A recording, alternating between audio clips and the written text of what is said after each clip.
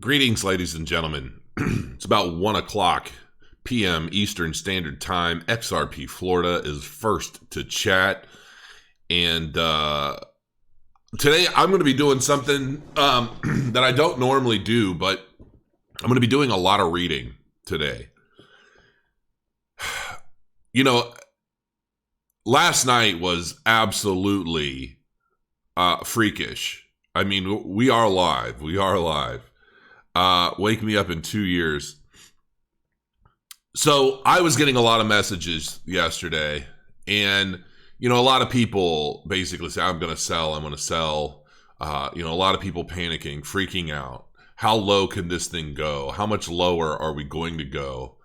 And I was basically explaining to people, you know, you can sell, do what you want, but the people who sold, you know, last night, at any point around here, thinking that they're going to buy in at a lower position and accumulate more and kind of beat the game, only to wake up to find everything pumped several $100s. You know, we wicked down here to $3,800.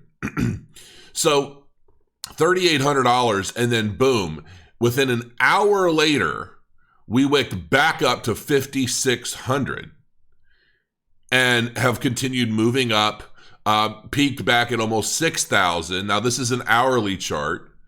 And now we're steadily coming back down and leveling out. This is exactly the proof that I was of my point in yesterday's video. People that are capitulating and losing their shit and liquidating their positions, this is the kind of stuff that you get caught in. And the question is, how many people that liquidated and sold off their assets missed the boat? And it could very well be still true. We might go back down to 3,500. I mean, typically when I see a wick like this, now more often than not, when I see a wick, like this is a perfect example. We saw a wick this low, and then boom, that wick was getting filled further, filled all the way, and then reversed. And I've pointed this pattern out a lot, and it seems to be the case. And then the reverse is also true. So it's just, you know, it could go either way, but often not. When I see a big price wick, typically the next candles fill that wick, almost like a gap in price action, because I think it's a sentiment thing. And so the question is this the end of cryptocurrency? Right now, the greed and fear index is at a 10. I mean, it's extreme fear. Everybody's freaking out. The Bitcoin hash rate. This here is a very low. This was on the 10th. We spiked back up on the 11th. And I don't know if, I can't go that far. Okay. We spiked back up on the 11th. But we're still waiting for the data to populate for, you know, up to present day, the current time. My guess is that we've probably fallen in hash rate yet again. And then if I want to punch up, everybody that follows me on a regular basis knows I have crowmining.com, which is a co-located Bitcoin mining company that I partnered with Elevate Group, and it's been doing pretty well. And, you know, one of the biggest saving graces of this mining operation is the power costs. The power costs are much cheaper than your 12 to 14 cent per kilowatt hour price average throughout the United States and other countries. But even now, right now, based on a 50 terahash miner, at a 3,100 watt consumption at 0.055 cents per kilowatt hour, it's not profitable at this particular point in time. Now, the fact of the matter is, what do you do? Where are we going? What is happening? I can pull this up. My wife and I, we actually have a licensed financial advisor. And he sent an email to everybody. Last night we got this. And I need to find it real quick. I'm going to read it. I wasn't planning on it, but Let me see. Okay, maybe it's not on this device. Yeah, all right. Well, it's not on this device. It's hard to keep track of what's on what. But anyway, the email basically said, we don't believe that this is an official financial crisis and this is a temporary thing. Basically all fueled by Corona fear, and that it's kind of, like, don't panic, don't worry, right? And that they were doing things to, like, make things easier and more profitable for people, whatever. So I wanted to go into the 6 reasons why coronavirus will carry the world into the next global financial crisis after 2008. And this just published today. And I'm going to warn everybody now, like, if you like the sound of my voice, you'll probably like this video a lot. Maybe you'll listen to this while you're working. I'm going to be doing a lot of reading. I'm just going to read some stuff that I don't really want to cliff note. I don't want to boil down into a couple quips or blurbs. I want to just read the stuff as it is. And I've got a few different things that I want to read. So however long this takes, we'll just have to see. Before I start, we'll touch on chat, see if there's anything standing out. Can you read the charts? It's the beginning of the end. Oh boy. So here we go. As a seemingly endless stream of reports continues to pour in surrounding the coronavirus, many are becoming increasingly concerned over the effect this global pandemic could have on the global financial system in the future. Now, before I go further, also, all toilet paper is gone. You can't buy it on Amazon. You can't buy it in any stores. Sanitizer, wipes, you name it. I quite literally, as gross as it may sound, I bought a bidet on Amazon because it's like, we don't do a lot of grocery shopping in our house. I'm trying to, like, not gain any weight. My wife's on a crazy diet to continue losing and get in better shape and all this other stuff. So we don't really keep the fridge stacked with much other than, like, yogurt and almond milk and stuff like that. But it's been getting a little scary on that front because people are posting photos all over the internet of, like, their local grocery stores or the local Costco's. Everybody's sold out completely. And a part of that is because, people are freaking out and they're like, well, fuck my neighbor. I'm going to go and I'm going to buy 18 boxes of toilet paper. And if nobody else gets any, well, tough shit. And the stores aren't putting limits on anything to supply everybody. And it's just a crazy screwed up situation, but it is what it is. The outbreak is shaping up to potentially cause one of the worst financial crashes of all time. The current pandemic is as bad as the Wall Street crash of 1929, the dot-com bubble of the early 2000s, and the global financial crash of 2008. VIX soars. As of yesterday, March 12, 2020, the VIX, or the Fear Index, has been trading at its highest level since the 2008 financial crisis. In fact, virtually all financial assets were down yesterday, March 12th, which has since become the Black Thursday. This includes commodities, equities, corporate debt, cryptocurrencies, and even gold. Nobody is left untouched in this. So for those of you that may be relatively new to crypto and you're thinking, oh, this is a crypto thing, it's not. This is a global financial market thing. Bear market officially. During yesterday, Dow Jones recorded its worst day since the Black Monday of the 1929 financial crisis. The S&P 500 recorded 9.5% losses yesterday and down 26.7% from the February 19th all-time high. All Wall Street major indexes had crossed the 20% drop from their records, which changes the market status to bear market for the first time since 2009. Now, granted, this is traditional markets. This isn't necessarily speaking on behalf of the cryptocurrency market. Italy first. In Italy, the country is now on high alert and citizens fear a recession in the near future. In fact, the country has recently announced a suspension on mortgages to help counteract the effects of the economic blow and prevent a financial crisis. The tourism-based country is entitled to the worst situation of the coronavirus, and the end doesn't seem to be near.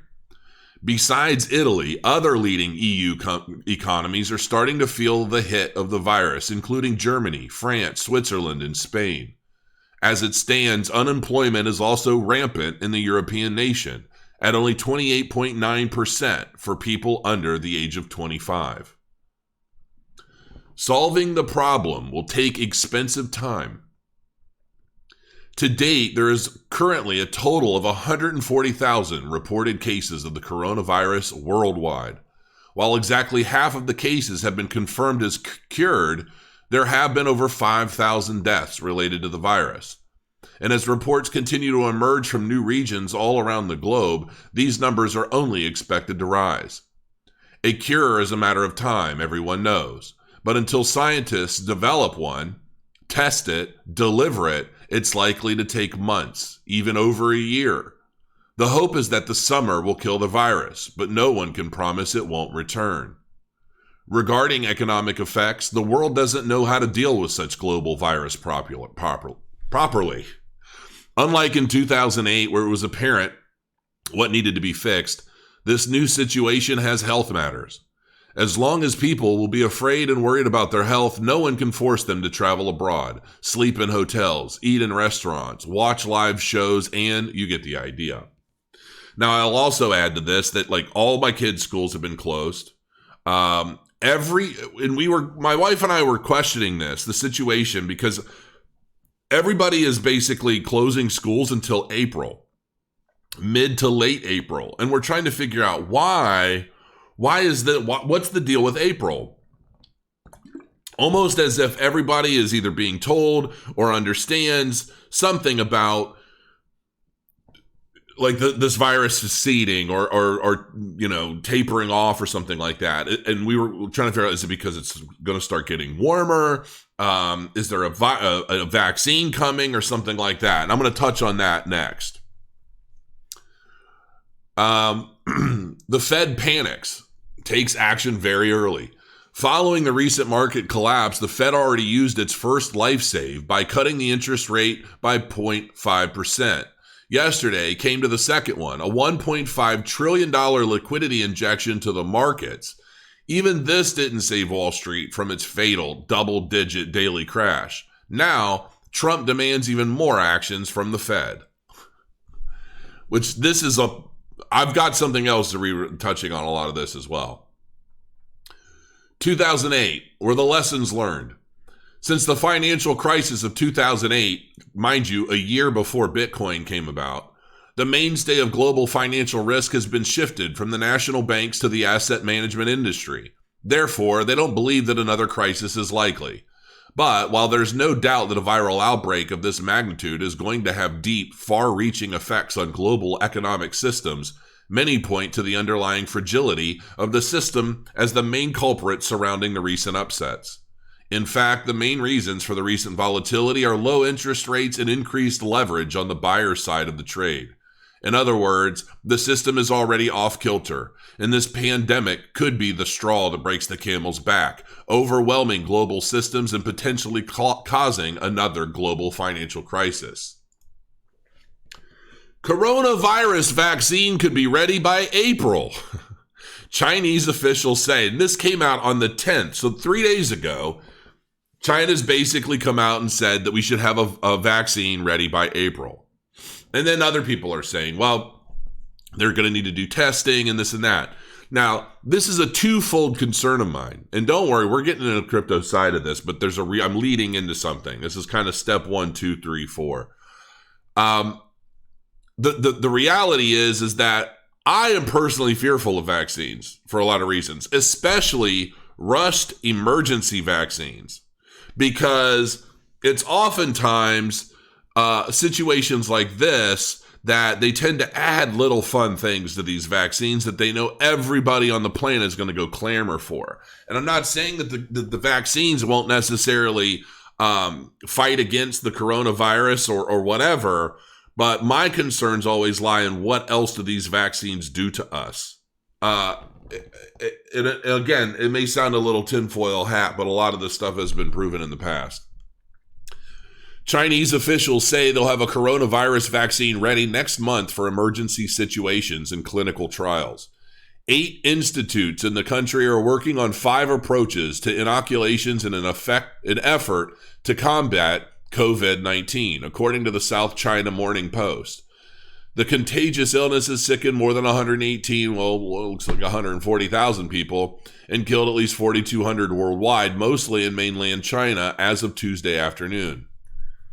According to our estimates, we are hopeful that in April, some of the vaccines will enter clinical research or be of use in emergency situations. While it would take at least 12 to 18 months to ensure the vaccines are safe for the general public under Chinese law, they can be developed earlier for urgent use in major public health emergency as long as the benefits outweigh the risks. So, in the U.S., Massachusetts-based biotechnology company Moderna, Inc. shipped its vaccine to the National Institute of Allergy and Infectious Diseases for testing late last month. Initial results could be released by July or August.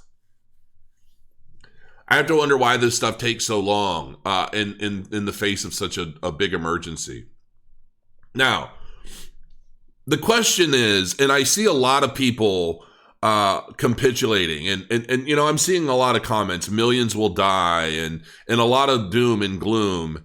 Look, I've read a lot about a lot of different viruses. I mean, look it up on Wikipedia.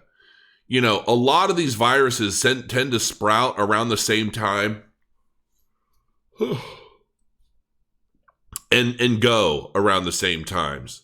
And you know, I think climate, you know, the warming, not global warming necessarily, but the warming of the climate in particular areas at different parts of the time, year, the seasons, that plays a role in it. Obviously, vaccinations and a lot of these things help play a role in thwarting a lot of these viruses before they really become mass pandemic, you know, killing millions of people. And I don't even think that,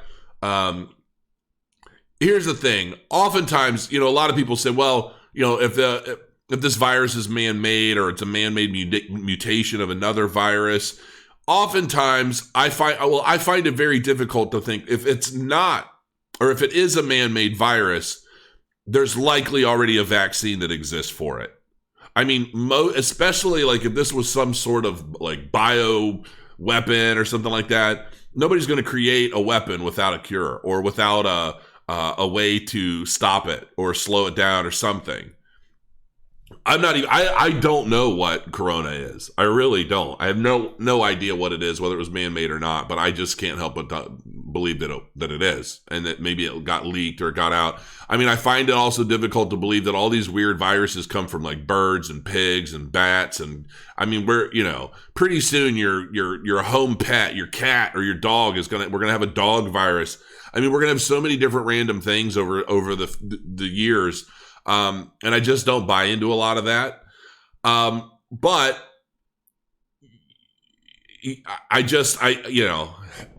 overall, look, Bitcoin futures daily trading volume skyrockets, surpasses Elon Musk's net worth. This came out today. According to UK-based crypto derivatives research boutique Skew, the total volume of Bitcoin futures reached nearly $50 billion on March 12th, which ended up being one of the most hectic days in the asset's 11-year history. I mean, it's insanity. Look at the spikes of Bitcoin futures. OKX it's like the activity is just blowing up already. And I think that a lot of this is because a lot of people are thinking, you know, look, we've hit the lows. I mean, you know, we went from $10,000 Bitcoin to like a $3,600 Bitcoin in like a week and a half. It took months for that to happen in the bear market when we were trending down from 20,000. And the thing of it is we've got, you know, vaccinations are coming and we've got summer coming. We've got a lot of stuff happening that, and I truly believe, I mean, look at this. Bank of England considering launching digital currency as cash usage plummets. Debit cards accounted for 39% of UK transactions in 2018, compared to 28% for physical money. The Bank of England is considering launching a digital currency equivalent to fiat in order to keep pace with countries like China. According to a report by QZ March 12th, UK officials published a discussion paper debating the possibility of issuing a digital pound sterling in response to declining cash usage. The UK in particular has witnessed a steep decline in consumers transacting with physical fiat. I don't even know anybody that does anymore. So, I mean, I could read further into that, but it's unnecessary. You get the point. And, you know, people are thinking that this is the end. That, you know, hash rates going up or potentially falling. I mean, it's very volatile right now. People are concerned with the profitability of Bitcoin mining and maintaining the network. I don't necessarily believe that Bitcoin's price will fall too much further. This could become a meme someday if I'm wrong, but I just don't see it falling that much further to the point of being completely unprofitable to mine for a long period of time. In other words, I think we're going to bounce from this to a certain extent. We got all the fear. We got everybody out there buying toilet paper and handy wipes. We've got all of that. We've accomplished that. For whatever that agenda was, we've accomplished that. Is as a question, is 3,000 possible? Absolutely, it's possible. But it's also possible that we pump back up to 8,000 by the end of the weekend. Anything is possible in cryptocurrency and in the markets. I just think this is all a temporary thing.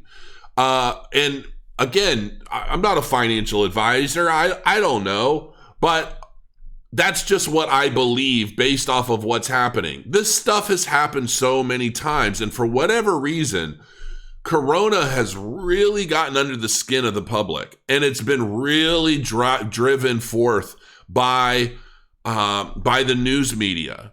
And anytime all of the news media agree on something, I feel like it's a controlled effort for an agenda we are not necessarily informed of. And I don't necessarily think it's to save people. I just don't. I'm a very compassionate person. I am a very sympathetic person. I can also be a very stern, very dominant person, I guess you could say. But I do not. I've always been one to believe the best in people all the time. I'm very trusting, and I've always it's difficult for me to kind of process a train of thought other than my own, I guess. I don't know. I always looked at people, even people that have made mistakes, people that have, something bad is whatever. I always try. I feel like I just naturally default to, well, they've learned and they'll move forward and they'll be better from it. Except governments, except the extremely wealthy and powerful. I just believe that these people are on a whole other level. And I don't see the general populace as being of any true concern. I think that everything like politicians and, global power figures, we're just numbers. We're data. We're not human beings with lives and families. We're not anybody to sympathize or be compassionate for, and that's just the way I see things. And so when it comes to that, I believe that the power we put into the hands of these individuals, is very, very scary. And I'm going to read this. This is going to be the last thing that I read. But it's not exceedingly long, but it's going to prove a point here. Bitcoin was created during the depths of the 2008 Great Recession. Indeed, the domain name bitcoin.org was purchased on August 18th, 2008. The Bitcoin white paper was released on October 31st, 2008. And Bitcoin launched on January 3rd, 2009. It seems the Great Recession and the trillions of dollars of economic bailouts from central banks were the factors which motivated Satoshi Nakamoto to create Bitcoin. Now, for the first time since Bitcoin was created, the world is back in a bear market, and financial conditions are very similar to the conditions that inspired Satoshi to create Bitcoin, as well as will be explained in this article. Essentially, Satoshi saw how central banks could print trillions of dollars at will, and how this causes a devaluation of fiat currency. Basically, central banks printed as much money as it took to save corporations and banks at the expense of everyone else who was holding fiat. Since fiat declined in value in response to the trillions of dollars of money printed out of thin air.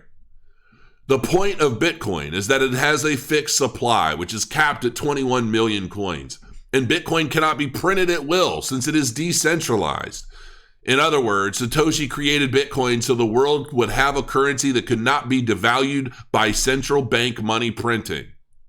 Since the creation of Bitcoin, there has been trillions of dollars of central bank money printing, and the United States dollar has correspondingly undergone 23% inflation, according to the Consumer Price Index. However, this amounts to only 2% inflation per year. And simultaneously, the stock market has been in a continuous bull market for the past 11 years since Bitcoin was created, making Bitcoin more of a sideshow rather than a necessity. That being said, in 2020, the global economy has been under increasing pressure due to the coronavirus. And finally, the economy has cracked this past month. In just 1 month, the United States stock market has gone from record highs down to over 20%, putting it in a bear market.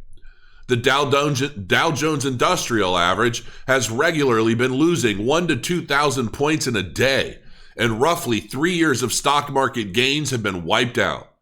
Somewhere over $10 trillion has been wiped out from global markets, although that it is difficult to estimate. Just like during the Great Recession, central banks worldwide are responding by printing hundreds of billions of dollars. One example is that the Federal Reserve is offering $3 trillion of liquidity for Treasury financing markets this month. And it appears this is only the beginning of the United States' attempt to print and inject money into the economy, since it appears it will take much more extreme measures than that to stop the stock crash.